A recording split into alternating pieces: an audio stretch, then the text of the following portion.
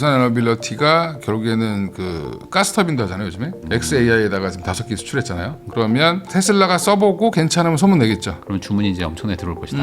테슬라 기준으로 제가 볼 때는 한 15개 더 사야 돼요. 발전 관련돼서는 두산 에너빌리티, 뭐 BHI 이런 거 보시면 되고, 그 다음에 이제 아까 말씀드렸던 SOFC 같은 경우는 두산 퓨어셀 이런 회사들을 많이 하죠. 뭐 비나텍 이런 회사들, 부품 만드는 회사들이 있고.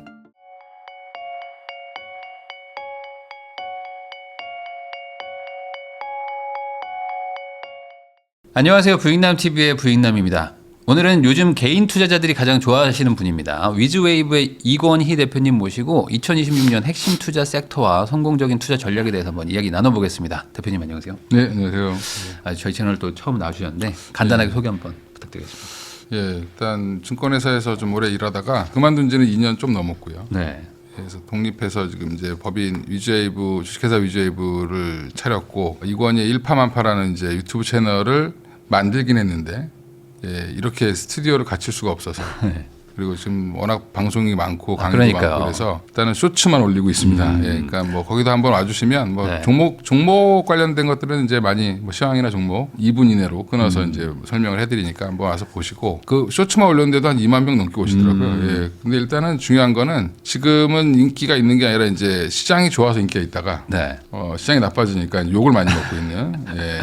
아니 오늘 마침 또 모셨을 때 또 예. 이틀 연속 지금 막 엄청난 지금 이게 급락이라고 말하기는 폭락이죠. 폭락이죠, 예, 폭락. 예, 네, 지금 뭐 이틀 만에 거의 뭐 20% 가까이 막 빠져버리니까 지금 시장이 좀 난리가 나서 어쩔 수 없이 또 그거부터 한번 여쭤보겠습니다. 네. 이게 그 회사의 문제라거나 어떤 뭐 국가적인 어떤 문제라기보다는 그냥 외부 변수가 지금 너무 크게 터진 그렇죠. 이런 상황으로 예. 봐야 되는 거겠죠. 그러니까 일단 우리가 이제 우크라이나 러시아 전쟁 처음 터졌을 때도 주가는 빠졌어요. 네.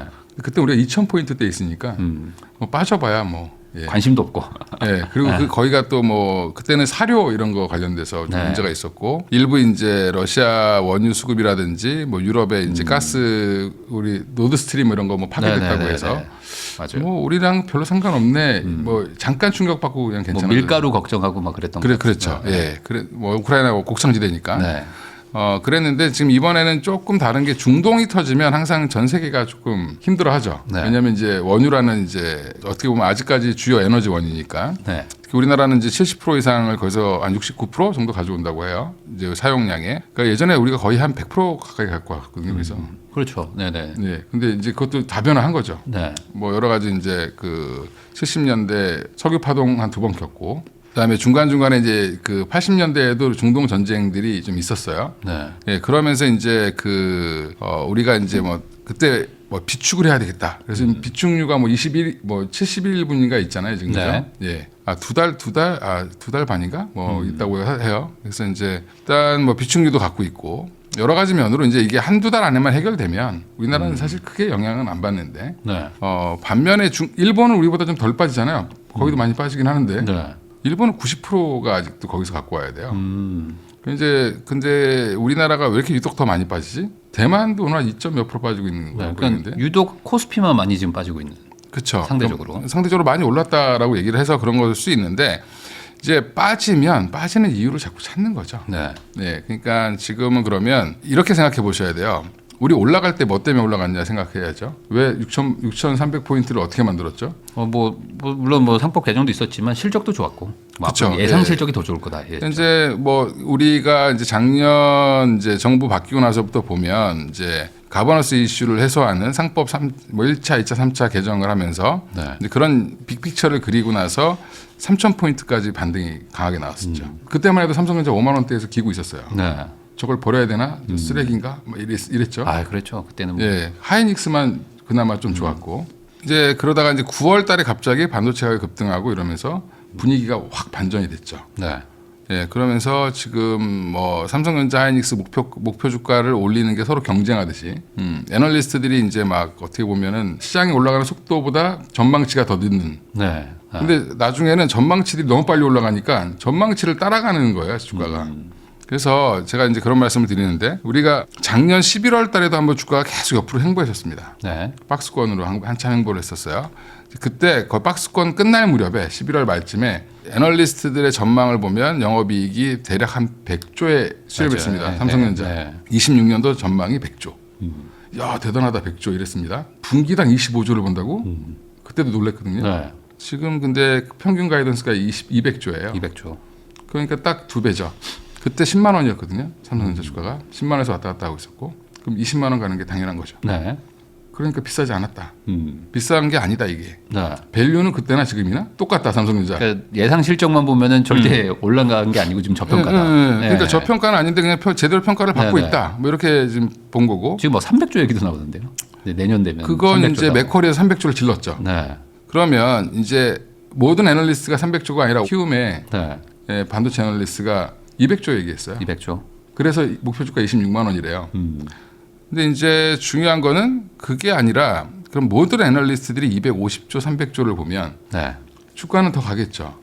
근데 이제 문제는 애널리스트가 올리는 게 중요한 게 아니라 숙제 검사를 했을 때 그만큼 나와야죠. 300조가 되려면 200조만 되려고 해도 분기에 40조 이상을 벌어야 돼요. 네. 그러면 1분기가 그러면 뭐 2분기 갈수록 좋아진다라고 보면 1분기에 40몇 조 나와야 되는 거잖아요. 그렇죠. 최소한 뭐 그 정도 언저리 나와줘야죠. 예, 네. 50조씩 나와야 200조잖아요. 네. 그러니까 40조 이상은 나와줘야 되는 건데 40조가 나올 수 있을까? 뭐 이런 의구심도 있겠죠. 네. 근데 이제 막상 근데 4월 1일, 4월 초에 삼성전자 실적이 이렇게 나와버리면 분위기가 확 바뀌겠죠. 또. 진짜다 하면서 또 가겠죠. 그렇습니다. 근데 이렇게 잘 가다가 지난주 우리가 이제 2월 말일까지 잘 가다가 우리가 2월 2일 날도 갑자기 주가가 한 5% 빠졌었어요. 예, 물론 그 다음날 다시 되돌렸죠. 말도 안 되는 뭐 캐비너시 이슈로. 아 맞아요. 네. 그리고 금가 은가 뭐 맞아요. 빠졌다고. 갑자기 빠졌죠. 예. 그러니까 금가 은가 빠지니까 그거 이제 빚내서 투자했던 애들이 한국 주식 팔아가지고 메꿨다. 네. 뭐 그렇게 얘기가 나왔는데 이제 6천 포인트가 넘어가니까 무슨 문제가 생겼냐면 외국인들은 자기들 펀드 내에서 한국 비중이 너무 높아진 거예요. 그럼 덜어내야 되거든요. 계속. 네. 그래서 2월 달은 차익 실현 매물들이 좀 나온 겁니다. 네. 그러니까 2월 달에 이제 3월 달에 2월 한 중순부터는 계속 차익 실현 매물들이 이제 6천 포인트 넘어가면서 나오기 시작을 했고 그 뒤로 한 번도 산 적이 없어요. 외국인들이 6천 포인트 넘어가서. 그러다가 지금 갑자기 전쟁 이슈는 그러니까 하나의 어떻게 보면 트리거가 된 거죠. 네. 근데 전쟁 때문에 우리는 올라갈 때 반도체 때문에 올라갔는데 전쟁 때문에 조정을 받는 거잖아요. 그러면 거꾸로 생각해 보면 전쟁이 아니면 횡보를 하거나 예, 아니면 좀 더 올라가는 속도가 좀 둔화되거나 이랬어야 되는데 그러니까 지금 우리 시장을 조정의 빌미를 준 거는 결국엔 트럼프와 어떻게 보면 트럼프를 배후 조종한 네타냐후 네. 예, 이스라엘이 항상 문제예요. 중동의 이제 분쟁의 씨앗을 영국과 미국이 심어놓은 게 이스라엘입니다, 사실은. 근데 네. 이제 그게 터진 거죠. 근데 이제 뭐 그런 얘기, 역사 얘기를 하려고 온 게 아니라 그렇게 보면 지금 그러면 어떻게 해야 되냐? 네. 방법은 두 가지죠. 이번에 변동성 이틀 빠지는 거 보니까 나 주식을 무서워서 못 하겠어. 그런 분들은 다 팔고 나가시면 됩니다. 네. 부동산 싼 거 사러 다니시면 되죠. 근데 주식을 하실 거다 내가.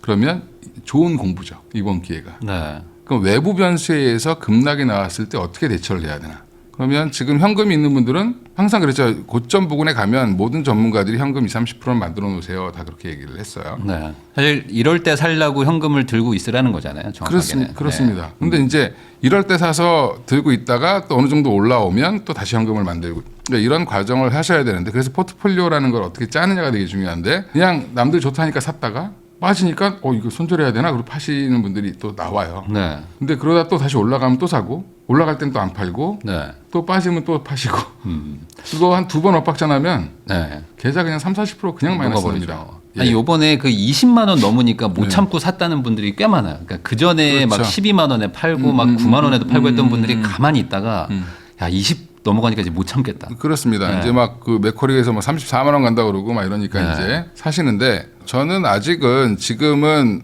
좋은 매수기회다. 만약에 이제 시장에 진입하신 분들은 이번 하락을 기회로 박앤세일할 때 사셔야 된다. 그럼 여기서 이제 핵심은 지금 이 중동발 저런 어떤 전쟁이 결국에 뭐 원유든 뭐든 영향을 줘서 시장의 어떤 뭐 물가를 올리든 아니면 뭐 투자 심리를 위축시키든 해서 반도체가 안 팔리면 어떡하냐 뭐 이게 그러니까 거기까지 핵심일 것 같아요. 거기까지 시나리오를 막 쓰는 거죠. 네. 원래 그러긴 어려울 것이다. 주식쟁이들은 원래 시나리오를 막 씁니다. 네. 예, 근데 그러려면 유가가 지금 단번에 한 90불 갔어야 돼요. 근데 유가 그렇게 많이 안 가죠. 네. 근데 뭐 70불대 있습니다. 많이 올라갈 거다라고 막 얘기는 막 나오기도 하잖아요. 막. 그러니까 전망은 그렇게 나오는데 아직도 네. 70불대예요. 지금 막 오늘 막 폭격하고 난리 났죠. 네. 오늘 장중에 더 빠지는 이유가 테헤란에 지금 이란 뭐 지금 미국의 B2 폭격기 네. 예, 가가지고 오늘도 폭격했어요. 저도 못 폭격했습니다. 봤어요. 네. 네, 그러니까 장이 더 빠지는 거죠.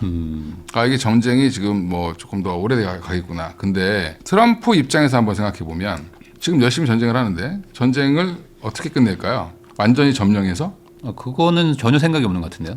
그렇게 안 하겠죠. 거기서 항복을 네. 받으려고 하는 거잖아요. 네. 근데 항복을 지상군도 투입 안 하고 항복을 할까요? 이란이? 저는 그건 어렵죠. 안 할 거로 보고 있거든요. 그러면 어찌됐든지 간에 양쪽에 누군가가 타격을 입어서 어느 정도 이제 기울기가 나와야죠. 미국이 철수를 하든 네. 아니면 이란이 항복을 하든 그게 판세가 좀 그려져야 됩니다. 네. 그러면 전쟁을 계속 하든 말든 주식시장 갑니다. 지금은 약간 불안한 거랑 지금 그냥 불확실하기 때문에 그렇죠. 우선 팔고 보자라는 일종의 심리인 거죠. 그러니까 우리가 벌에 한번 처음에 딱 쏘이면 네. 엄청 아프잖아요. 막 붓고. 네. 그 다음날도 아프죠. 욱신욱신하고. 그럼 약 바르고 뭐 그러면 이제 며칠 있으면 괜찮아지죠. 네. 언제 벌에 물렸냐든지 까먹죠. 지금이 딱 그 단계죠. 네. 벌에 딱 쏘여가지고 한 2, 3일 지금 아플 거예요. 네. 이번 주는 이제 점점 그런 고통이 조금씩 줄어들겠죠. 네. 이제 전쟁 자체가 지금 변수로 작용한 거죠. 주식이 왜 어렵냐면 여기 부동산도 하시니까 네. 부동산보다 주식이 어려운 이유가 있습니다. 네. 변수가 되게 많아요. 그렇죠. 여기는 뭐 내가 아무리 잘해도 갑자기 빠지잖아요. 네. 전 옛날에 20살 때 투자하는데 갑자기 외국에서 전쟁이 났다는데 갑자기 농심 주가가 빠지는 거예요. 네. 근데 농심이 수출 안 하는데 뭐 이런 생각을 많이 했었거든요. 왜 네. 빠지는 거지? 네. 그냥 빠지잖아요. 막. 그냥 던지는 거죠. 네. 예, 지금 오늘 이제 서킷 브레이크 걸리고 재개되니까 더 빠지려나 보다 그리고 확 더 빼버리죠. 또 빼고. 네. 예, 근데 그러면 거기서 선수들은 받아 올리죠. 그래서 이제 이 정도의 변동성이 흔하지 않죠. 이게 금융위기 때라든지 뭐 이런 건데 지금 금융위기가 터진 것도 아니고 네. 코로나가 터진 것도 아니고 인류가 뭐 다 죽을 것 같은 운명이 온 것도 아닌데 그럼 여기서 그런 건 있을까요? 왜냐면 이제 너무 많이 오르긴 했잖아요. 그럼 차트가 막 이러잖아요. 예, 근데 이제 그것도 제가 말씀드린 게 네. 영업이익 추정치를 따라간 겁니다. 근데 우리는 차트를 보는 거죠. 자꾸 네. 가격을 봅니다. 네. 근데 밸류를 보면 안 올랐거든요. 버는 돈 대비 뭐 주가로 쳐야죠. 네. 그러니까 이제 차티스트들이 얘기하는 착각은 뭐냐면 차트가 이격이 벌어지면 조정이 받아야 된다. 물론 그렇죠. 근데 이제 여기서 근데 영업이익 추정치가 빠진다라는 얘기가 나왔을 때는 삼성전자 하이닉스가 빠지는 게 정당한데 네. 지금 그렇지 않잖아요. 그러면 이상하게 빠지는 거죠. 예, 이럴 때가 어떻게 보면은 중장기로 보면 네. 지나고 보면 기회였을 수도 있죠. 그러면은 지금의 어떤 불안감 이게 물론 이제 지금은 사실 어디가 저점일지 알 수 없는 상황이잖아요. 네, 뭐 그렇죠. 더 빠질 수도 있고 네. 이건 심리로 가는 거니까. 그럼 이게 어느 정도 좀 안정화가 된다는 거는 아까 말씀하신 대로 전쟁의 양상이 어느 정도 좀 정리가 되는 거. 그렇죠. 예, 어느 정도 기울기가 나와야 되는 거죠. 생각보다 뭐 장기전이 안 갈 수도 있다. 네, 정도로 이제 딱 끝나면 바로 좀 장기전으로 가도 상관없습니다. 장기전으로 가도. 상관없는데 미국이 무조건 이길 것 같아. 네. 시장 트렌드가 그걸 읽어버리면 이제 이란이 마지막으로 발악을 해도 언젠가는 미국이 우세하구나. 우리가 지금 이제 역사적으로 생각해 보시면 미국이 중동에 개입한 적이 되게 많죠. 네. 9.11 테러 이후에 뭐 계속 탈레반을 잡으러 간다는 등 본인들이 지원했던 애들인데요. 알고 보면 그러니까 그런 걸 잡으러 간다라고 해서 막 몇 년 전쟁을 하고 아프가니스탄에서도 오래 있었잖아요. 네. 증시가 신경을 썼나요? 그냥 처음에만 너무 좀 이슈지 시간이 그렇습니다. 지나면 그냥 네. 그런가 보다 그냥 그런 한다. 변수가 상수로 바뀌는 순간 그건 더 이상 시장에 영향을 미치지 않죠. 그러면 그게 이제 1차적인 어떤 변수일 거고 두 번째는 이제 말씀하신 이제 실적. 그렇죠. 실적에만 찍혀버린다. 부러지지 않으면 네. 다시 뭐 리바운딩 나오겠죠. 근데 호르무즈 해협 때문에 그러면 호르무즈 해협이 어떻게 되냐 뭐 이렇게 얘기하시는 분들이 있겠죠. 네. 뭐 호르무즈 해협을 그러면 트럼프가 가만히 놔둘까요? 그걸 봉쇄하게? 그걸 놔두면 유가가 계속 올라갈 거 아니에요. 그렇죠. 그거를 원하진 않겠죠. 그건 본인이 제일 싫어하는 거잖아요. 지금 네. 그거. 그러면 그거를 어떻게 해서든지 해결하려고 하겠죠. 그러니까 그거는 트럼프를 좀 믿어보시고. 그 너무 급작스럽게 갑자기 진행됐다 뭐 이런 얘기들 때문에 오히려 더 지금 겁나는 것 같기도 하고. 그렇죠. 근데 일단 뭐 네타냐후가 미국에 간 순간 전쟁이 날 수도 있다는 얘기는 돌았는데 네. 이게 타이밍을 맞추기는 어렵죠 우리가. 그러니까 시장은 항상 그렇게 우리가 예상하지 못했던 변수들 때문에 빠질 때가 있는데 그러면 바뀐 게 있냐? 뭐 제가 아까도 말씀드렸지만 실적으로 올린 장세인데 지금 외부 변수에 의한 심리죠. 바뀐 건 하나도 없습니다. 근데 심리 때문에 빠진 거예요. 근데 네. 장기화로 가면 뭐 유가가 올라가고 금리를 못 내리고 지금 뭐 금리 내렸나요? 뭐 그렇죠. 아직은 뭐 지금 좀 그거 멈추고 있죠. 아니어도 미국의 경기가 좋아져서 네. 금리를 내리기가 어려워요 지금. 네, 그래서 뭐 6월달 기준금리 인하도 지금 뭐 물 건너갔다 뭐 이런 얘기도 나오고 있는데 그거보다는 일단은 우리나라의 펀더멘탈을 믿고 지금은 조금은 뭐 대처할 수 있는 방법은 주식 갖고 뭐 전략을 짜달라고 얘기하시는 분들 많은데 방법은 딱 두 개입니다. 다 팔아버리거나 갖고 있거나 비중을 좀 줄이거나 세 정도 되겠네요. 네, 3개 정도. 아니면 또 있죠. 더 사거나. 더 산다. 사실 뭐 정답은 없는 건데. 그렇죠. 이제 자기가 이제 봤을 때 어떤 방향으로 갈 거냐. 근데 지금 요 이벤트 전에는 악재가 아예 없다고 그랬어요. 그죠? 아무리 봐도 악재가 없다. 어떤 전쟁 말고는 없다 했는데 딱 그게 터져서 이렇게 된 건데. 그렇죠. 이거 말고는 지금 삼성전자 하이닉스의 어떤 실적 전망이나 모든 게 다 좋죠, 지금. 그리고 우리가 반도체를 호르무즈 해역으로 수출하는 건 아니잖아요. 그러면 여기서 그 봐야 될 포인트는 그러면 원유일까요? 원유가 막 갑자기 막 급등하기 시작한다 그러면 약간 좀 불안할까? 지금은 이제 원유와 이제 어떻게 보면 금리를 보셔야 되는 거죠. 채권 금리는 여전히 계속 봐야 되는 거고 미국 10년물이 지금 다시 4% 위로 올라오긴 했는데 그동안 좀 많이 빠졌죠. 4% 밑으로 빠졌으니까 괜찮았다가 지금 또 다시 올라간 이유가 뭐 전쟁 때문에 채권을 더 찍어내야 될 수도 있고 또 하나가 그 트럼프가 관세 연방 대법원에서 패소했잖아요. 네. 그러니까 위법하다고 판결이 나면서 우리 신문에서 안 나오는데 전쟁에 덮여가지고 미국의 엄청난 소비재 수입 기업들이 지금 소송을 걸고 있습니다. 근데 1심에서 지금 다 배상 판결이 나오고 있어요. 아, 그래요? 그럼 그거 물어줘야 되잖아요, 네. 나라에서. 그것 때문에 채권 금리가 튄 거예요. 그거 대출 받아서 또 해줘야 돼. 국채로 그렇죠. 갚아야 되니까. 그러니까 내부적으로 지금 트럼프가 구석에 몰려 있다가 이걸로 지금 탈출해 보려고 했는데 지지가 안 좋죠, 지지율이. 네. 유럽도 지금 동조를 안 해주고 있죠. 유럽조차도 니네가 국제법을 위반한 거야. 트럼프가 잘못한 거예요, 지금은. 그죠? 엄한 전쟁을 벌였다. 네. 지금 아마 후회 많이 하고 계실 거예요. 지지율이 올라갈 줄 알았는데 네. 떨어지고 있죠. 트럼프가 제일 유명한 게 뭐죠? 타코죠. 네. 전쟁도 갑자기 철수할 수 있습니다. 하다가 뭐 안 할 수도 있다. 야, 하메네이 뭐 죽었는데 뭐 이제 그만하자. 이렇게 할 수도 있죠. 그게 어느 순간 갑자기 나올 수도 있어요. 네. 지금 말이 일관된 말이 한 번도 안 나왔죠. 뭐 지상군을 투입할 수 있다. 아니다. 우리는 무기가 뭐 무한대로 있으니까 우리는 계속 할 수 있다. 그랬다가 뭐 4주면 끝날 거다. 말이 계속 바뀌어요. 그 얘기는 본인도 지금 되게 혼란하다. 그러면 결국에 이게 그 지상군을 투입을 해가지고 확실하게 점령을 하기는 이제 안 할 거란 말이죠. 예전에도 하도 그거에 대여가지고. 안 그러면은 이란 내에서 유의미한 어떤 뭐 과거처럼 왕정으로 가든지 뭐 뭔가가 있어야 될 텐데 그런 내부적인 어떤 내용이 없으면 막 이게 내전이 나네 뭐 하면서 이제 불안 요소가 있으니까 걱정하시는 것도 있는 것 같아요. 하메네이가 지금 죽고 나서 아들 지금 승계가 됐죠. 차남으로 승계가 됐습니다. 둘째 아들을 뽑았다 뭐 이렇게 얘기 나오더라고요. 예. 일단 누군가네 뭐 일단 대표를 뽑는 게 중요하고, 그 대표가 이제 뭐 강경하다고 얘기는 하는데 자꾸 맞으면 강경해질 수가 없어요. 그렇죠. 뭐 지금 예. 지도자 되면 계속 사살을 하니까. 예. 네. 그러면 자기가 살려고 하면 적당한 선에서 타협을 할 가능성도 있죠. 그러니까 이제 그게 아마 우리가 이제 생각보다 빨리 될 수도 있어요. 네. 그러니까 너무 지금은 뭐 겁내지 마라. 지금 이제 TV 방송 보고 뭐 아랍 전문가들 얘기하는 거 보면 이 전쟁은 안 끝난다, 뭐 길어진다, 계속 불안감을 조성하죠. 그분들 입장에서는 그렇게 얘기하죠. 자기 거기 전문가니까. 네. 근데 전쟁이라는 게 어떻게 될지 몰라요. 뭐 사실은 제가 그거 뭐 전문가는 아니니까. 근데 갑자기 근데 트럼프 그동안 하는 행동을 보면 갑자기 막 취소하고 그러잖아요. 이것도 그렇게 할 수 있죠. 아, 내가 네타냐후한테 속았네. 아, 저 새끼 말 들으면 안 되는데. 그리고 철수할 수도 있습니다. 뭐 사실 뭐 그냥 지금은 이제 네. 해군하고 공군만 간 거니까. 그렇죠. 가서 이제 뭐 우리 미군이 몇 명이 죽어서 복수를 해야 된다 이러는데 지금 이란 사람들은 엄청 죽었죠. 어쨌든 요건 좀 지켜는 봐야 된다. 그렇지만 그렇죠. 이거에 대해서 맞습니다. 지금 너무 막 급하게 막 생각해서 하지 말고 그냥 과거의 그 실적 전망을 좀 믿고 그리고 나서 좀 지켜보자. 이렇게 좀 정리할 수 있을 것 같습니다. 이건희 대표님하고 이야기 나누고 있는데요. 그러면 이제 반대로 방산 쪽을 한번 좀 여쭤보겠습니다. 방산만 지금 아주 막 급등을 해가지고 그렇죠. 지금 뭐 난리가 났습니다. 네. 반대로 다 떨어지는데 여기만 올라가고 있는. 역설적으로 방산주는 또 이것도 너무 좀 소위 말하는 호들갑이니까 이거 조심해야 되는 건가요? 아니면은 이런 분위기라면 방산주도 괜찮다고 봐야 될까요? 방산주는 이제 줄여야죠. 줄여야 되는 타이밍이다. 방산 오히려. 정유 해운은 이제 파셜 준비를 하셔야죠. 어, 비중을 좀 줄이셔야 된다. 설명을 해주시면 좋겠습니다. 실적으로 올라온 게 아니잖아요, 그죠? LIG 넥슨에서 만든 천궁2가 네. 요격률이 100%였대요 이번에. 아랍에미레이트, 뭐 이라크, 뭐 그다음 사우디에 팔았거든요, 그거를. 네. 그러니까 사우디랑 아랍에미레이트가 썼죠 이번에. 써보니까 좋다. 써보니까 백발백중이네. 네.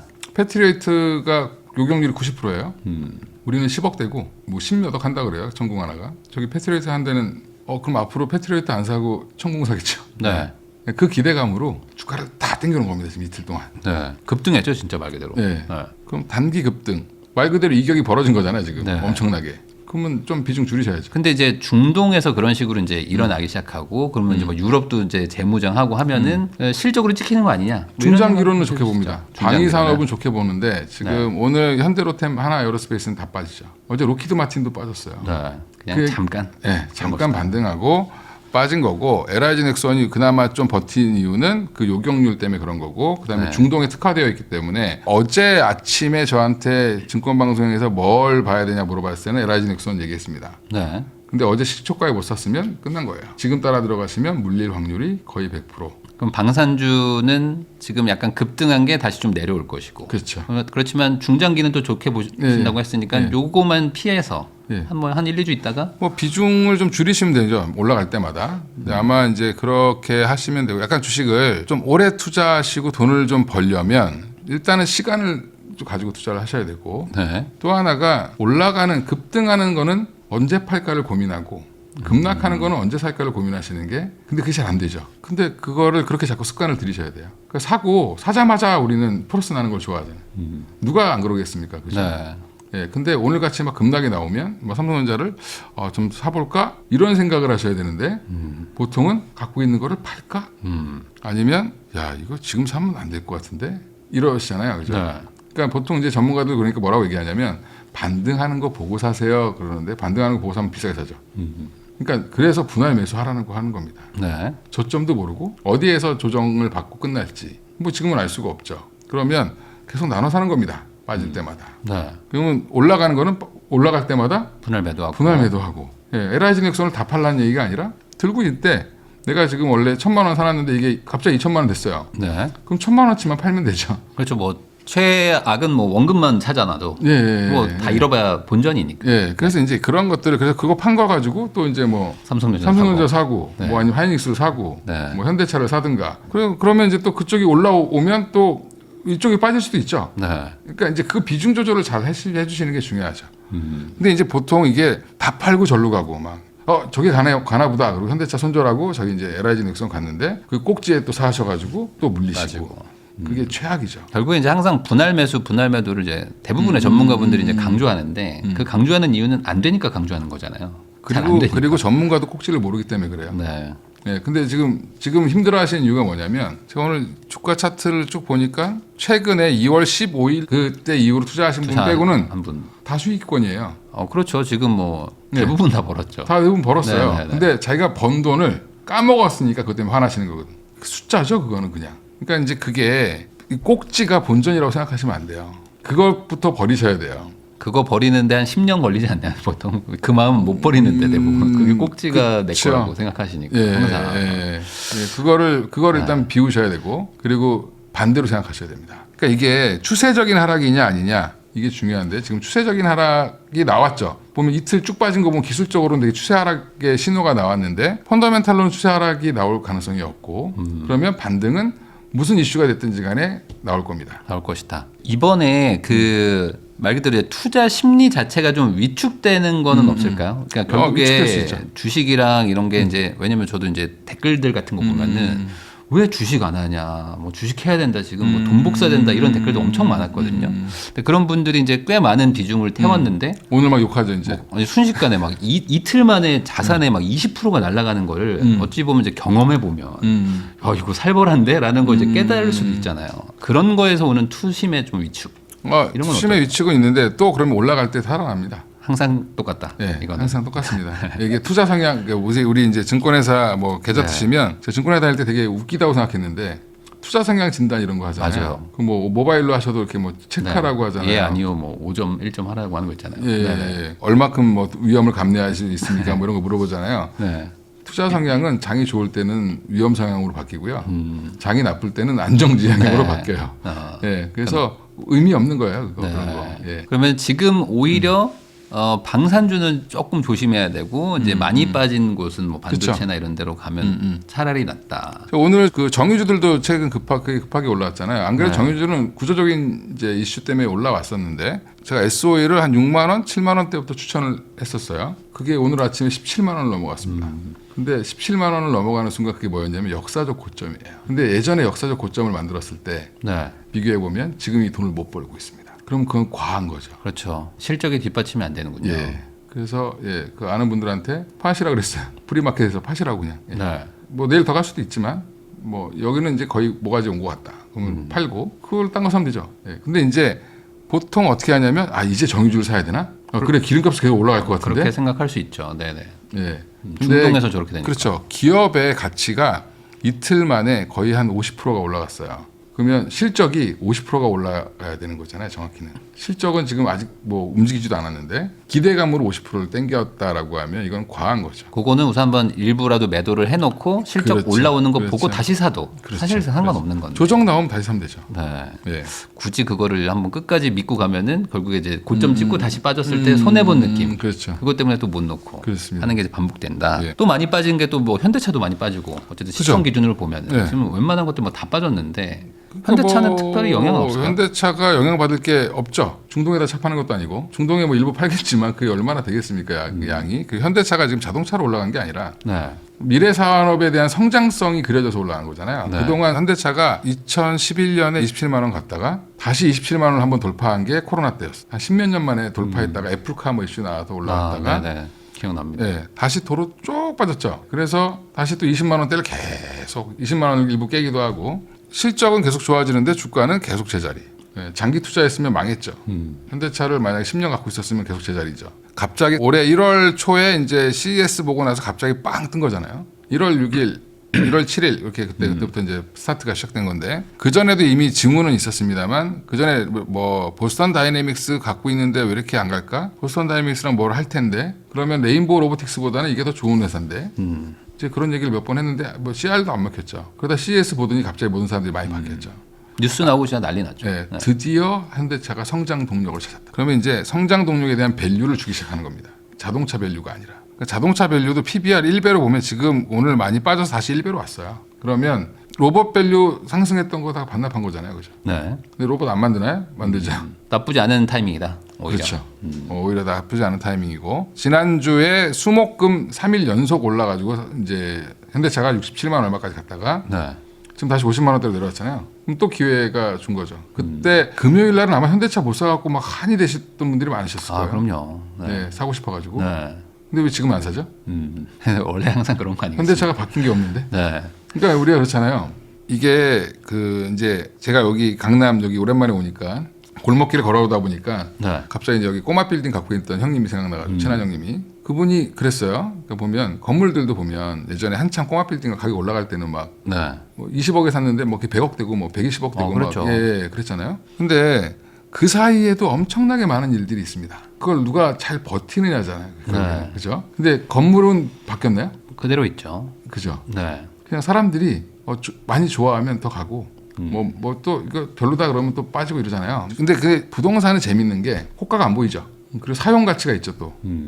예, 그러니까 버틸 수 있어요. 뭐 안 되면 쓰자 이런 게 예, 있죠. 예, 네. 근데 이제 이거는 주식은 숫자가 보이고 초 사용 단위 가치는 뭐 이거 뭐 그냥 실시간으로 보이잖아요. 네. 예, 그러다 보니까 사람들이 이제 더 예민하게 반응하는 겁니다. 그 현대차는 관세가 어쨌든 대법원에서 그게 이제 기각되고 뭐 하면은 그 어쨌든 유리해지는 건가 이게? 그렇죠. 뭐 차 일단은 자체로도 자동차 회사로도 좋은 건가요? 자동차 회사로도 지금 미국 판매량이 지금 2월달 것도 굉장히 많이 나왔다, 증가했다. 1월달 좋았고 2월달 좋았습니다. 국내는 좀 빠졌어요. 네, 국내는 사실 분들 다 사신 것 같고 국내는 좀 줄었는데 지금 해외 시장에서는 여전히 잘 되고 있고 인도 시장도 좋고. 그러니까 자동차로 돈을 잘 버는데 네. 거기에 이제 그 돈 가지고 테슬라보다 현금 흐름이 더 좋아요.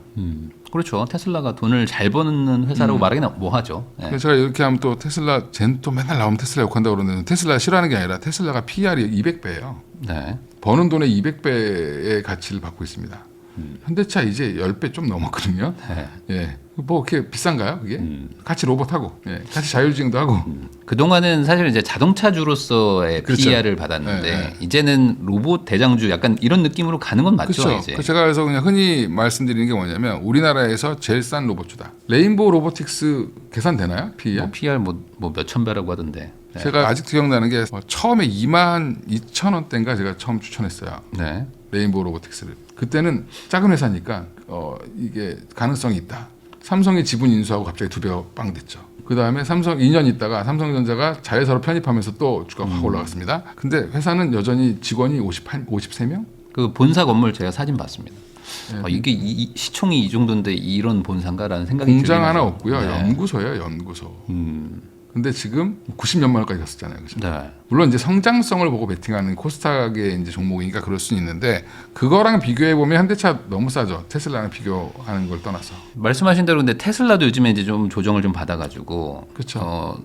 어쨌든 성공률이라고 생각하면은 테슬라가 좀 더 높지 않을까? 휴머노이드에서 성공률은 좀 더 빠르지 않을까? 뭐 이런 생각들을 하시는 분도 많은데 그래도 어쨌든 그건 좀 착각입니다. 실적이 찍히는 건 현대차가 더 빨리 찍힐까? 로봇도 현대차가 더 잘할 겁니다 아마. 왜냐하면 보스턴 다이내믹스가 그 다이내믹스라는 그 이름이 왜 들어가 있냐면 그게 로봇을 구동하는 원리인데 예, 그거를 테슬라보다 잘 만듭니다. 더 역사와 전통이 오래됐고 네. MIT에서 90년대 초반에 만들어진 회사잖아요, 보스턴 그렇죠. 다이내믹스가. 네. 예, 그래서 물론 이제 그래서 구글에 인수됐다가 뭐 소프트뱅크도 갔다가 이렇게 온 거지만 이제 그 힘을 발휘할 때가 되는 것 같다. 그러니까 뭐 저는 뭐 테슬라의 옵티머스 가만히 생각해 보면 얼마 전까지 깡통 만들었어요. 근데 이제 조금 좋아진 거죠. 네. AI 접목시켜서. 근데 이제 보스턴 다이내믹스는 뭘 안 했냐면 AI 접목을 안 했던 거지. 근데 그거를 구글이 같이 하잖아요 이제. 그러면 그거는 뭐 어차피 금방 따라잡을 수 있는 거죠. 딥마인드 같이 붙었으니까. 그러니까 혼자 하기 때문에 어찌 보면 테슬라가 다 장악할 것이다라고 해서 이제 PER을 많이 기대도 받았는데 반대로 이야기하면 혼자 하니까 그 협업하는 것들보다 좀 느릴 수도 있다. 근데 잘못할 수도 있고. 이게 테슬라는 애플 모델이라고 생각하시면 되고 테슬라가 못한다는 게 아니라 네. 테슬라는 약간 애플 같이 가는 거죠. 약간 좀 폐쇄적인 네. 자기가 다 하겠다. 네.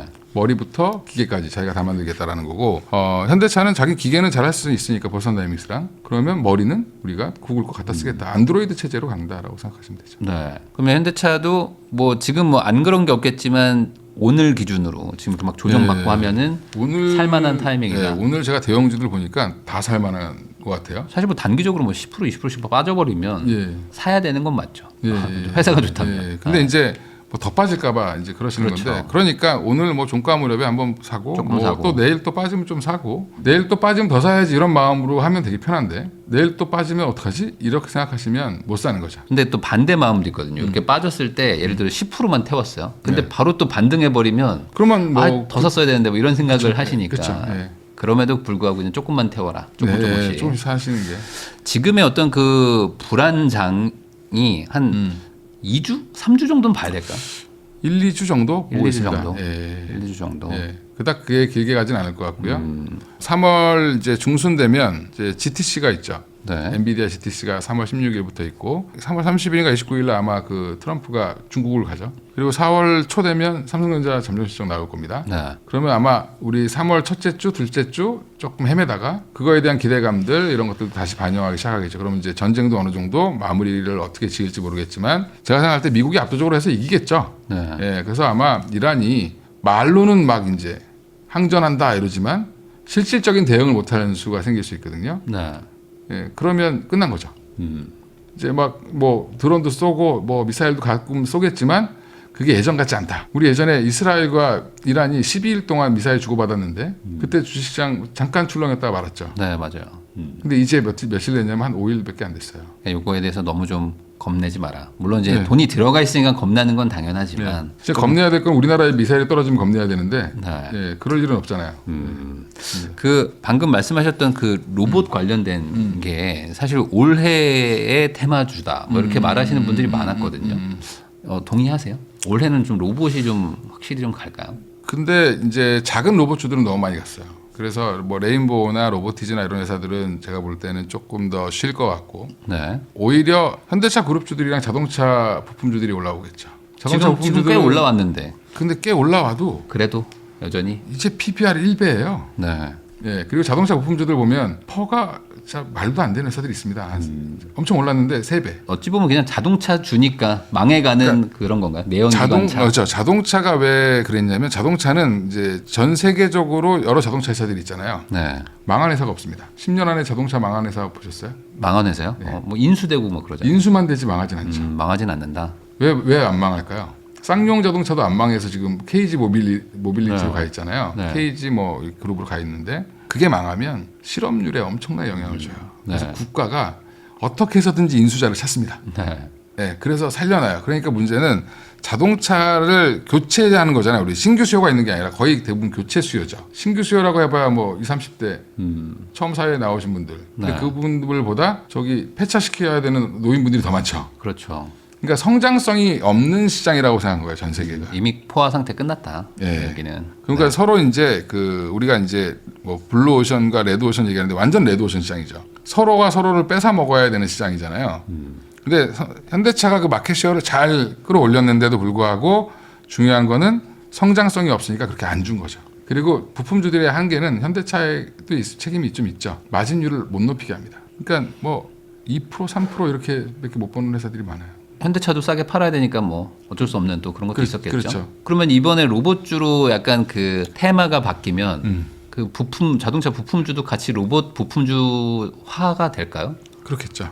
주겠죠. 그래요? 물량을. 네. 그러니까 이걸 어떻게 할 수 있냐면 우리가 현대차가 전기차를 처음 할 때 전기차 부품을 누구한테 주더라지? 화신한테 배터리 케이스 만들려고 그러고요. 어차피 하던 사람들이 같이 한번 해보자. 아. 왜냐면 어차피 좀 모양만 좀 바꾸면 되니까 야 프레임 만들어서 이렇게 씌우면 돼. 물량을 주죠. 그러면 로봇도 마찬가지겠죠. 사실 로봇과 가장 흡사하다고 말할 수 있는 게 자동차잖아요. 그렇죠. 뭐 예, 맞습니다. 만드는 것 중에서. 그래서 네. 제일 잘 만들 수 있다. 어떻게 보면 그게 테슬라보다 더 좋게 보는 쪽도 있어요. 그래서 제조 능력은 우리가 더 뛰어나니까. 네. 그래서 올해도 한번 주목해 볼 만한 게 이제 네, 자동차 관련해서 맞습니다. 로봇으로 전환되는 것들을 좀 예, 보라. 현대차 그룹주들 전반적으로 다 보시면 좋을 것 같습니다. 가격이 좀 내려왔을 때 한번 네, 관심 가져봐라. 맞습니다. 라고 얘기를 해주신 것 같습니다. 위즈웨이브의 이건희 대표님하고 이야기 나누고 있는데요. 또 하나의 좀 뭐랄까요, 주목되고 있는 업종이 또 원전 쪽이었는데, 뭐 AI가 이제 계속 이제 더 발전할 거기 때문에 자동차는 기름으로 가는 거고, AI는 전기로 가는 거니까 전기가 앞으로 이제 뜰 건데, 당장 공급을 할 방법은 원전밖에 없다해서 원전이 막 가고 있었잖아요. 원전 쪽 이번에 전쟁 때문에 이거 영향을 어떻게 좀 보세요? 전쟁 때문에 그냥 두들겨 맞고 있죠. 네. 잘 가다가. 네. 원전과 전쟁은 별 상관은 없는 것 같고 일단 원전이랑 전력 관련된 종목들은 어떻게 보셔야 되냐면 지금은 AI가 막 보급이 되고 확산되는 과정에서 칩이 부족한 거잖아요. 그래서 반도체 가격이 막 올랐죠. 그러면 칩이 아무리 많아도 전기가 없으면 못 돌립니다. 그럼요. 근데 미국이 지금 전기가 부족해요. 네. 그래서 지금 미국이 전기가 부족한 게 아니라 전 세계적으로 전기가 부족해질 텐데 그럼 AI의 끝은 어디냐? 누가 전력을 확보하느냐? 그래서 지금 뭐 노르웨이나 이런 그 수력 발전으로만 해도 전 국민이 다 전기를 쓸 수 있는 나라도 SMR을 한다라고 얘기하고 있고 핀란드 같은 나라들도 그러고 있고 뭐 스웨덴도 마찬가지고. 네. 근데 이제 유럽만 그러는 게 아니라 미국도 그렇죠. 미국은 지금 더 난리 났죠. 네. 그걸 모르시더라고요. 미국이 지금 전기가 부족해가지고 전기값이 많이 올라서 석탄 화력 발전소까지 돌려요. 막 정전도 일어나고 막 그러잖아요. 예, 전기 석탄 부족해서. 화력 발전소를 돌려서 다시 뭐 석탄을 쓴다 뭐 이런 얘기가 나올 정도로 네. 예, 그 정도까지 지금 가고 있고 폐쇄된 원전을 다시 뭐 재활용한다라는 얘기도 나오고 있고 그만큼 이제 전기가 부족해지는데 이번에 또 이제 트럼프가 의회 가서 연설할 때도 뭐라 그랬냐면 야 빅테크 니들이 전기를 알아서 해라. 괜히 시장에 들어와서 전기요금 올리지 말고 그러니까 니들이 알아서 해. 네. 근데 빅테크 그 얘기가 되게 뭐 큰 의미가 있다 이렇게 얘기하는데 테크에 있는 회사 CEO들이 바보가 아닌 이상 알고 있었겠죠. 이미 리그가 다릅니다. 그래서 지금 뭐 몇천억을 투자하겠다 뭐 이런 얘기 나오잖아요. 근데 요즘에 투자 기준이 뭐냐면 몇 기가와트 이렇게 얘기하죠. 칩을 몇 개 이게 아니라 뭐 우리가 이제 축구장 기준으로 얼마 규모의 뭐 10배 규모의 데이터 센터를 지을 건데 그럼 총 규모를 뭘로 얘기하냐면 기가와트 이런 거 얘기합니다. 전력 수요를 기준으로 얘기하는 거죠. 그러면 거기 그 투자금에 지금 뭐 사모펀드 얘기 많잖아요. 뭐 블루 아울이 어쩌고 저쩌고 뭐 블랙스톤이 뭐 어쩌고 저쩌고 뭐 얘기하는데 거기까지 이제 자금을 끌어다 땡겨 쓰는 이유는 결국엔 발전소까지 지어야 돼서 그래요. 일종의 패키지죠. 패키지입니다. 네. 그래서 지금 우리나라는 상상도 못하는 거죠. 우리나라 기업은 뗐으면 나라에서 전기 지원해 주잖아요. 삼성전자가 발전소 짓는다는 얘기 들어보셨어요? 못 들어보셨잖아요. 네. 좋은 나라입니다, 우리나라. 예, 뭐 우리나라가 뭐 기업하기 나쁘다. 제가 볼 때 구라예요. 미국이 더 나빠요. 미국은 하려면 그냥 전기를 자기가 알아서 만들어야 됩니다. 그래서 최근에 보면 그 테슬라나 뭐 이런 데서 이런 공장들 지을 때 주와 주 경계 이런 데다 많이 져요. 그래서 이쪽 주에서도 전기를 끌어다 쓰고 저쪽 주에서 전기를 끌어다 쓰고 그렇게 하고 있습니다. 그 정도로 지금 그렇게 되고 있기 때문에 그러면 앞으로 원전은 중장기 계획으로 무조건 할 거고 SMR을 주로 많이 하겠죠. 네. 네, 대형 원전도 지을 거고 그러니까 제네시스 미션이라고 다 잊어버리셨는데 미국에서 에너지부 장관이 중심으로 해서 제네시스 미션이라는 걸 지금 진행하고 있는데 그게 AI 기업들한테 전기를 어떻게 지원해 줄까. 근데 지원해 주는 게 뭐 지어주는 게 아니라 니들이 알아서 해 그랬는데 저 원전 지을게요 그랬더니 야 이거 서류 이거 가져오고 뭐 이렇게 하고 행정 절차가 만약에 한 10년 걸려요. 네. 그럼 안 되잖아요, 그죠? 그 간소화라는 거. 웬만하면 통과시켜줘. 그러면 데이터 센터 우리 3년 안에 지을 건데 일단은 뭐 재생에너지나 이런 거 갖다 쓰다가 우리 발전소 옆에다 져가지고 할게. 가장 빠른 게 뭘까요 지금? 가스터빈이죠. 가스터빈. 뭐 에너지원 되는 거 다 하는 거예요 지금 뭐 SOFC라고 해서 지금 뭐 블룸에너지가 또 하는 거 있잖아요. 천연가스를 넣으면 계질화 시켜가지고 바로 전기로 만들어 버리는. 우리는 천연가스를 넣는데 얘가 그냥 수소를 만드는 거죠 그 안에서. 네. 그걸 바로 태워서 전기를 만드는. 그러니까 수소 연료전지잖아요 그게. 네. 예, 그것도 지금 같이 발전을 하고 있는 이유가 그거다. 전기가 될 수 있는 건 모든 거 다 갖다 쓴다. 거기에 ESS도 깔아야죠. 저게 갑자기 문제가 생기면 안 되니까 저장도 좀 시켜놔야 저장도 되니까. 좀 시켜놔야 되고. 그러니까 다 패키지예요. 뭐 ESS만 쓰고 뭐 발전만 쓰고 이렇게 할 수가 없습니다. 그럼 이쪽 아이템 방금 말씀하신 거에서 해당되는 회사나 이 종목들이 뭔가요? 그러니까 원전은 대장이 이제 두산에너빌리티인데 두산에너빌리티가 결국에는 그 가스터빈도 하잖아요 요즘에. XAI에다가 지금 5개 수출했잖아요. 네. 수주를 받았습니다. 테슬라가 그 두산에너빌리티를 사랑해서 한 게 아니라 딴 데 주문하려고 했더니 주문하면 4년 걸린대. 3년? 4년 있다 와 이러는 거죠. 경쟁력이 확실히 있다. 근데 우리는 주문하면 6개월, 1년이면 갖다 줄게 이러니까 우리한테 온 겁니다. 예, 전 세계에서 가스터빈 만들 수 있는 회사가 한 대여섯 개밖에 없어요. 국산화한 지 얼마 안 됐고 우리나라도 국산화한 지 얼마 안 돼서 주로 이제 우리나라 회사들, 우리나라 전력기기 한전에 많이 팔았죠. 한전에서 테스트하고 있었는데 이제 그거를 이제 처음 진출했다. 그러면 테슬라가 써보고 괜찮으면 소문 내겠죠. 그럼 주문이 이제 엄청나게 들어올 것이다. 테슬라 기준으로 제가 볼 때는 한 15개 더 사야 돼요. 그래서 지금 그거 이제 가스터빈이 가장 빠르고 가스터빈이 가면 또 따라가야 되는 게 뭐냐면 보조기기가 있어요. 보일러. 이게 가스를 통과시켜서 한번 전기를 발전시키고 남은 열 가지고 물을 다시 끓여서 또 해야 되거든요. 그게 이제 보통 이제 BHI가 하죠. BHI가 원전 관련 줄 알고 계신데 발전 관련주입니다. 뭐든 무슨 발전이든 이 스팀을 만드는 거잖아요. 결국에는 그거 그 힘으로 열을 만들어서 그거를 열 에너지를 운동 에너지로 바꿔주는 거잖아요. 그래서 이제 그거를 이제 하기 때문에 둘이 같이 세트로 움직이는 건데 발전 관련돼서는 두산에너빌리티, 뭐 BHI 이런 거 보시면 되고 그 다음에 이제 아까 말씀드렸던 SOFC 같은 경우는 두산 퓨어셀 이런 회사들을 많이 하죠. 뭐 비나텍 이런 회사들 부품 만드는 회사들이 있고 근데 아직 두산 퓨어셀은 블룸에너지처럼 못 되는 이유가 미국에 납품을 못해서 그래요. 아직 SOFC라는 기술이 약간 조금 뭐랄까 상용화 단계까지 못 왔어요. 두산 퓨어셀이. 그게 만약에 되면 대박하겠죠. 그리고 이제 ESS는 다 아시잖아요. 2차 전지. 2차 전지도 좀 요번에 그러니까 올해 좀 네. 어느 정도 좀 확실한 좀 반등이나 이런 게 좀 올까요? 어떻게 보세요? 조정받을 때에서 지금 잘 빠진 겁니다. 이번에는.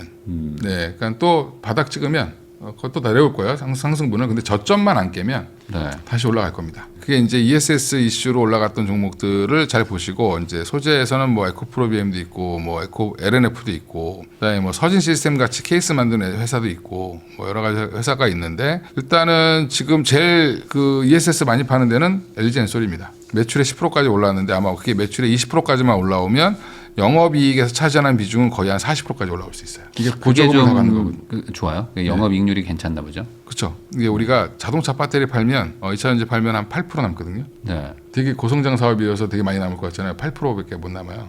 근데 ESS는 한 20% 이상 남습니다. 보조금을 받아요. 네. 그리고 나눠 먹지 않습니다. 그러니까 우리나라가 전기차 배터리를 미국에서 만들면 네. 합작법인 형태로 들어가잖아요. 그러니까 이익을 나눠 가져야 돼요. 네. 근데 ESS는 합작법인으로 안 합니다. 단독으로 하거든요. 삼성 SDI가 스텔란티스랑 같이 지었던 공장에서 스텔란티스 지분을 빼버렸어요. 자기가 그냥 혼자 하겠다고 ESS. 삼성 SDI도 좋다 뭐 이렇게 얘기하시는 분들도 그 많아요. 전고체 배터리 이슈 때문에 그런 건데 전고체는 내년에 상용화되죠. 그러면 좀 먼저 들어가면 좋은 거 아니냐 이렇게도 볼 수도 있는 거 아닌가요? 먼저 너무 많이 반영을 했죠. 그럼 로봇의 전고체 배터리 늘 거다 네. 그러면서 로봇의 전고체 배터리 늘려면 2030년은 돼야 될 것 같습니다. 아직은 좀 너무 성급하다. 그 비싼 걸 여기다 어떻게 넣어요? 하긴 그렇죠.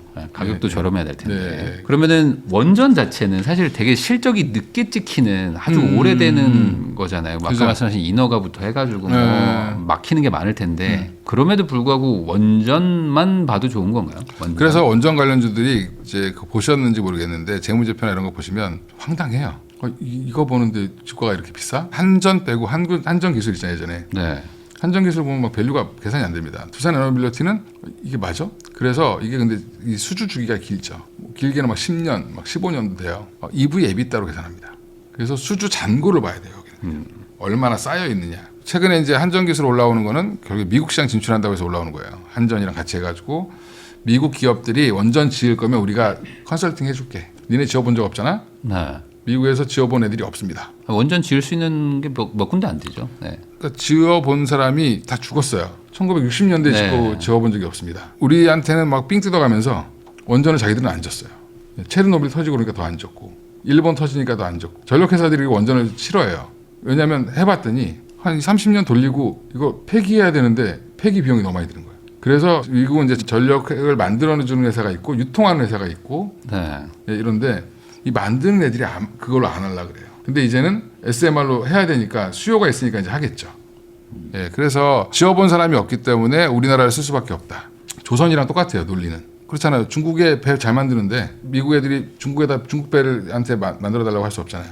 원전은 더더욱 그렇죠.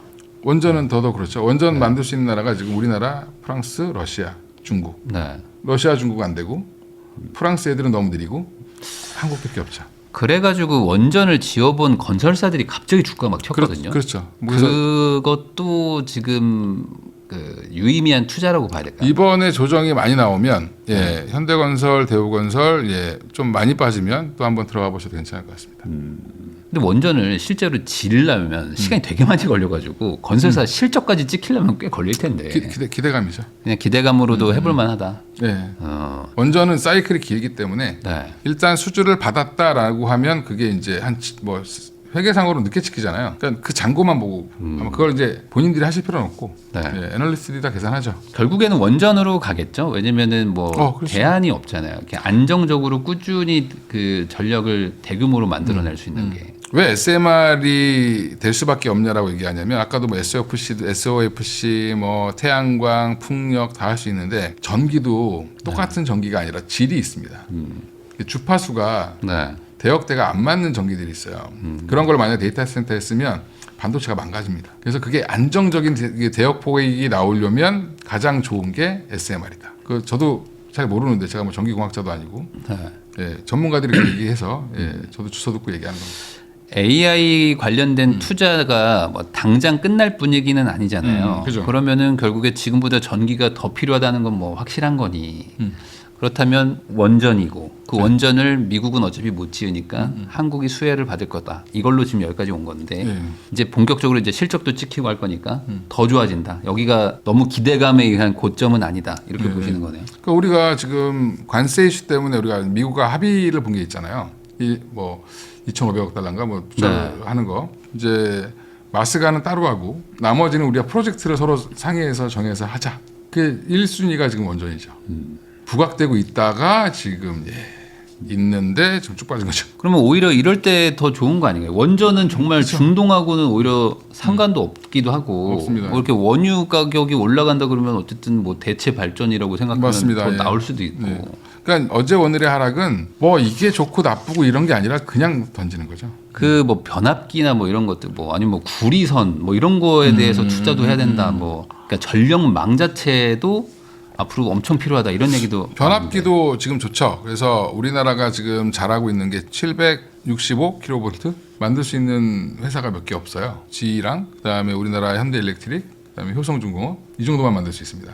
근데 그걸 뭐 구리 감는데 뭐 그렇게 어려워? 그게 뭐 변압기 보면 다 구리로 뭐 감겨 있거든요. 네.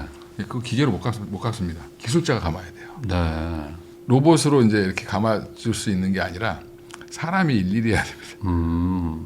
예, 그렇군요. 예, 그래서 네. 증설을 해도 기술자가 없으면 이게 네. 생산을 빨리빨리 못해요. 그러니까 하고 싶어도 못 만드는 거다. 네. 네. 그 변압기가 웬만한 건물 하나만 하니까 그거 이제 증설을 지금 효성도 하고 있고 현대일렉트릭도 하고 있는데 증설이 끝났다는 얘기는 뉴스를 못 들으셨죠? 계속 더 증설하고 있습니다. 계속 하고 있다. 수요가 많을 겁니다. 주가도 많이 올라와 있었는데도 불구하고 지금 여전히 최근에 좀 과하게 올랐는데 이제 조정이 또 다시 한번 오잖아요. 지금 이렇게. 네. 그러면 이제 거기도 이제 매력이 있어지는 거죠. 그럼 올라갈 룸이 생기니까. 네. 네, 그 전력기기도 좋습니다. 좋은데 전력기기는 지금 한 4년째 오르고 있어요. 네. 네, 그래서 올해가 피크아웃 될 수도 있지 않을까 뭐 이런 생각을 합니다. 왜냐하면 이게 주가가 좀 많이 반영이 돼 있을 수도 있고 한 산업이 한 3년에서 4년 올라오면 좀 사이클이 죽을 수 있거든요. 산업은 뭐 6, 7년, 7, 8년 좋을 수 있는데 주가는 미리 좀 반영을 하는 경향이 있으니까 올해가 근데 그러면 끝난 거냐? 아직은 안 끝난 것 같고 왜냐하면 이제 데이터 센터를 막 짓기 시작했어요. 네. 우리가 지금 1년 전부터 들었으니까 데이터 센터 엄청 많이 지은 것 같잖아요. 지금 지은 데 별로 없습니다. 예, 이제 막 짓는 거예요. 네. 그러니까 지금 반도체도 지금 막 사는데 재고 쌓아놓는 거죠, 얘네들. 엔비디아가 얘기했잖아. 나 디램 많이 확보하고 있어. 이렇게. 우리 27년도 초반까지 쓸 물량을 갖고 있어. 올해 거 다 확보했다는 거거든요. 우선 확보해 놓고 이제 차근차근 지으려고 또 하는 거니까. 네, 그렇죠. 그렇습니다. 그래서 변압기나 뭐 전력망도 나쁘진 않다. 그냥 전반적으로 전기 관련된 전력 관련된 거는 다 좋습니다. 다 좋다. 예, 뭐 풍력까지도 올라오죠 지금. 네. 실적 좋으니까. 예. 친환경 쪽이 갈까요? 이게 풍력, 태양광도 계속 좋을 겁니다. 미국에서는. 그만큼 지금 전기가 너무 부족하다. 예. 미국에 많은 게 사막이잖아요. 벌판. 해상 풍력은 안 되고 육상 풍력이 더 많이 될 거라는 얘기가 있어요. 그래서 CS 윈드라는 회사가 육상 풍력을 할 수 있는 공장을 인수했었습니다. 네. 미국에. CS 윈드가 되게 재밌는 게 한국에 공장이 없어요. 유럽이랑 미국에 공장이 있죠. 그냥 아예 거기서 만들어서 팔겠다. 네. 네. 왜냐면 타워가 너무 크니까. 그렇죠. 예. 옮기는 게 너무 힘드니까 네, 이런 것들 좀 한번 생각해서 투자하시면 좋겠습니다. 이건희 대표님하고 이야기 나누고 있는데요. 그러면은 지금 뭐 여러 어떤 그 섹터들 좀 얘기를 해주셨는데 그러면 올해 그 섹터들 말고 또 추가로 좀 주목을 해봐야 되는 거 있냐? 뭐 예전에 뭐 엔터주 얘기도 많이 했었고, 네. 지금 이제 방탄소년단 이제 조만간 이제 투어 도는데 이거 뭐 어떻게 되냐? 뭐 이런 얘기들도 있거든요. 뭐 또 다른 어떤 좀 섹터 추천해주실 만한 게 있을까요? 섹터, 예, 뭐 이제 뭐 방탄소년단 BTS 때문에 투자하신 분들, 하이브 투자하신 분들은 갖고 계시면 되고. 많이 올랐잖아요, 그래도.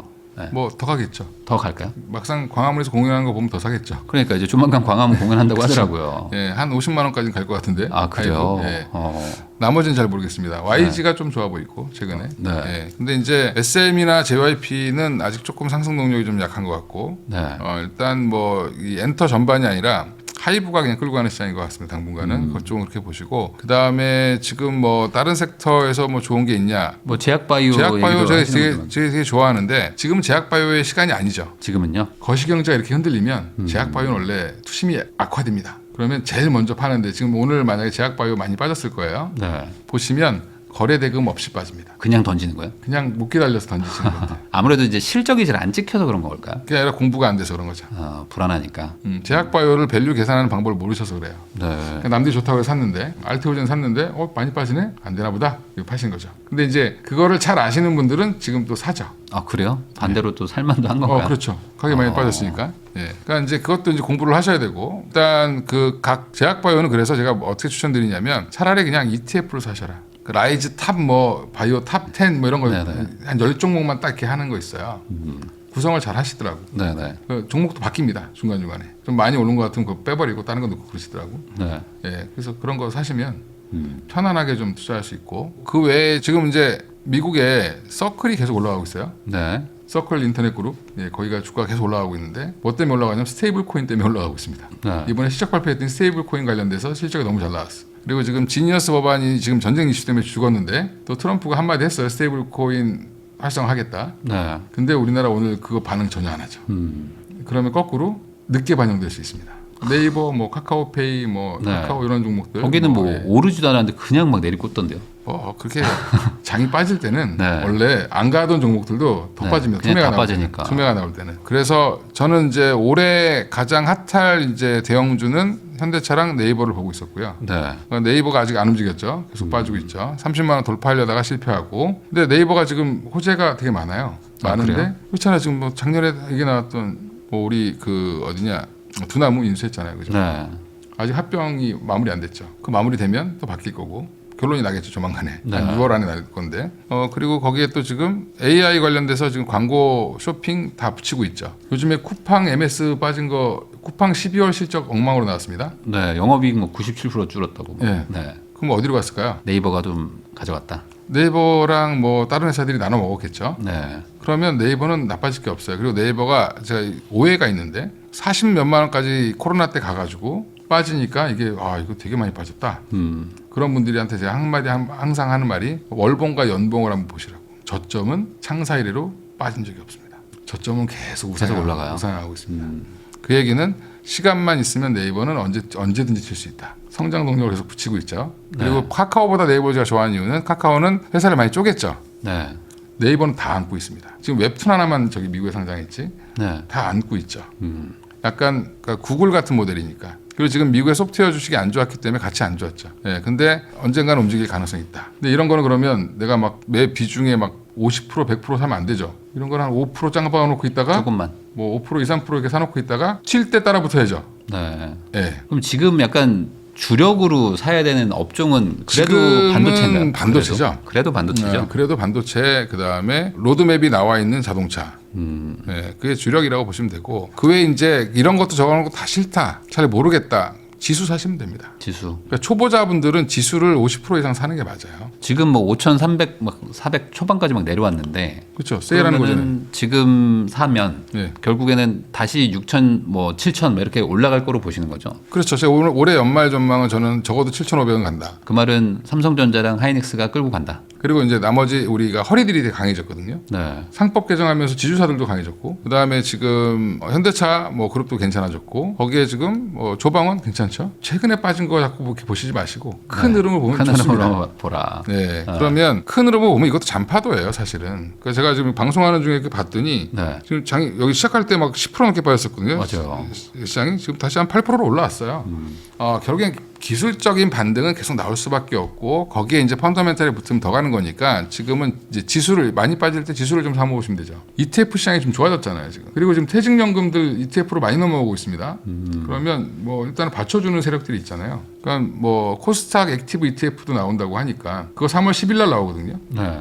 그러면 그거 나오면 또 코스닥에 또 일부 종목들은 막 날아갈 수 있습니다. 요즘에 그 ETF가 사니까 올라가는 그렇죠. 주식들도 맞습니다. 많은 거죠. 많죠. 그런 의미로 보면 그냥 삼성전자 하이닉스 사면 되는 거 아닌가요? 지수를 살 바에는. 지수를 살 바에는 삼성전자에 사는 게 조금 더 예. 네. 근데 문제는 빠질 때는 더 좀 충격이 크니까. 덜 빠지겠죠. 그러면 이제 이번에 코스피는 막 아까 막 6, 7천 얘기하셨는데 코스닥 쪽도 결국 코스닥. 지수가 많이 오를까요? 코스닥도 한 1,700까지는 가지 않을까? 지금 코스닥이 많이 안 올라서 이거 올라갈 거다라고 해서 지금 선제적으로 들어가신 분들도 좀 있는데 그럼 지금 1,000포인트에 사면 네. 1,700이면 70%. 70%? 근데 이게 지수가 아니라 주요 종목들을 사죠. 그 코스피는 코스피 200이라는 게 있는데 네. 코스닥 150이 있잖아요. 150으로 보면 더 올라갑니다. 사실 150으로 사는 게 맞지 않을까 그러면? 그렇죠. 150을 사는데 코스닥 150이라는 걸 사는데 그밖에 없죠. ETF는 지금. 네. 근데 액티브 ETF는 이 150개 안에서 그런 게 좀 더 나을 수 있다. 네, 요 안에서 고르고 뭐 바깥에 있는 거 한두 개 집어넣고 뭐 이렇게 하겠죠. 그러면 반대로 올해 조금 뭐 위험하다, 조심해야 된다, 뭐 이런 만한 업종이 별로 없을까요? 올해는? 지금 위험해 보이는 거 물론 이제 반등이 나오는 쪽 있죠. 뭐 석유화학이라든지 이렇게 업황이 완전 바닥에서 뭐 네. 돌아서는 데가 있긴 한데 철강 뭐 이런 거. 그렇죠. 철강도 돌아서고 있죠. 중국이 이제 뭐 감산한다고 하니까 석유화학과 철강은 중국과 경쟁을 하는 거잖아요. 거기가 감산 이슈가 있으면 올라가는데 사실상 뭐 바닥 탈출 뭐 이런 개념이지. 근데 이제부터 시작이다 사면 예, 보통 물리죠. 근데 보통 그게 이제 거기도 이제 순환 사이클이 있으니까 네, 네. 보통 저점에 사면 그래도 좀 이렇게 쭉 올라가는 것도 있지 않을까요? 그런 거는 어떻게 보셔야 되냐면 트레이딩 관점으로 보셔야 돼요. 그래서 제가 이제 뭐 제가 흔히 이제 532 법칙 이런 거 얘기하는데 성장주의 5, 네. 가치주의 3, 그다음에 나머지 20은 현금이나 모멘텀 있는 주식들을 사는 건데 가치주에 포함되어 있는 30%를 그런 거를 사놓는 겁니다. 저평가되어 있는 애들 있잖아요. 뭐 PBR 낮고. 네. 그럼 예전에 5만 원일 때 삼성전자는 가치주였을까요? 성장주였을까요? 5만 원일 때요? 가치주였죠. 같이 주라고 봐야 되나요? 그죠? 근데 실적이 막 안 좋았잖아요. 그래도 저 가치주죠. 왜냐하면 PBR이 워낙 낮았으니까. 네. 근데 이 회사가 지금은 성장주가 돼버렸죠. 네. 그러니까 이런 것들을 미리 좀 잡아놓으면 올라갈 때 더 사거나 아니면 팔거나 할 수 있는 가능성이 있죠. 요번에 상법 개정돼 가지고 자사주 많이 가지고 있는 곳들 어떻게 되냐 이런 얘기들만 그렇죠. 나오고 있잖아요. 그거는 좀 어떻게 봐야 될까요? 지주사 중에 대표적으로 SK가 많아요. SK 하이닉스 자사주 소각했죠. 한다고 얘기했잖아요. 그죠? SK 하이닉스. 네. 그럼 SK는 안 할까요? 아, 할 것이다. 그럼 자사주 소각하는 게 어쨌든 주식에는 그러니까 무조건 주가에는 좋죠. 좋은 무조건 거잖아요. 좋죠. 예. 네네. 그리고 지금 전체적으로 우리가 지금 자사주를 소각하는 분위기로 가고 있기 때문에 시장 전체도 좋죠. 근데 우리나라가 역사상 주식이 줄어본 적이 한 번도 없었으니까. 근데 뭐 증권사나 이런 데 보면 자사주 막 몇십 프로씩 가지고 있는 데들도 있는데. 부국 뭐 신영인데 네, 그런 데들은 그러면 주가가 뭐 한꺼번에 못 하겠지만 뭐 1년 6개월 안에는 해야 되니까. 네. 그럼 그쪽은 소각만 하면 자연스럽게 가격이 올라가게 그렇죠. 되는 구조인 거면 해볼 만도 하겠네요. 네, 근데 변동성 크겠죠 거기는. 그래서 미래에셋으로 많이 갔는데 네. 미래에셋은 막 스페이스X 이런 것 때문에 올리고 해서 사실은 조금 부담스럽게 올라갔었죠. 그러면 지금 전반적으로 아까 한 여러 가지 정도를 해주셨는데 키 전체적으로 봤을 때 올 한 해 코스피 코스닥 다 좋게 보시네요. 좋게 그러니까 보고 올해 있습니다. 연말 예, 한 예, 12월 예, 31일 예. 되면은 더 다들 좋아질 거다. 웃고 있을 것이다. 지금은 힘들어도. 일단은 상반기까지는 좋을 걸로 보고 있고요. 네. 그 상반기 이후를 보려면 이제 반도체 가격이 꺾이지 않는다는 게 보여야 될 거고 27년도 전망이 어떻게 되느냐가 또 중요하겠죠. 근데 진짜 1분기 실적 막 40조, 50조 나오면 네. 난리 날 수도 있겠는데요. 네, 그러면 이제 계속 업사이드가 나오는 거죠. 이렇게. 그러면 진짜 내년에 300조 버나 뭐 이런 얘기들만 나올 거고 그러면 여전히 저평가다 얘기 또 맞습니다. 나오겠네요. 네. 그래도 어느 순간에는 좀 정리를 해야 될 텐데 그렇죠. 빠져나올 시그널이 네, 좀 어느 있겠죠. 정도는 정리해야 될 텐데 올해는 아니다 이렇게 좀 봐야 될까? 올해 중일 수도 있습니다. 올해 중에도 예, 올해 중일 수도 있죠. 뭐 어떤 변수가 있을까? 반도체 가격 꺾이면 팔아야죠. 꺾이면 안 꺾이면 올해는 좀 네. 계속 들고 가는 그렇죠. 거고 네. 전반적으로 지금 뭐 부동산도 계속 막 지금 압박이 막 있고 하기 때문에 지금 돈이 뭐 한 5천 1억 있는 분들이 뭐 하지라고 하면 코인으로도 많이 갔는데 지금 코인 시장 안 좋으니까 거의 다 지금 주식 가고 계신 것 같기는 해요. 그럼에도 불구하고 올 하나는 그래도 나쁘진 않다 지금 장이. 네, 더 들어오셔야 돼요. 아직 이제 우리가 주식시장에 참여자들이 많아졌다라고 하지만 네, 아직 상당 부분의 자산은 다 부동산이죠. 네, 그렇죠. 저도 부동산이 더 많아요.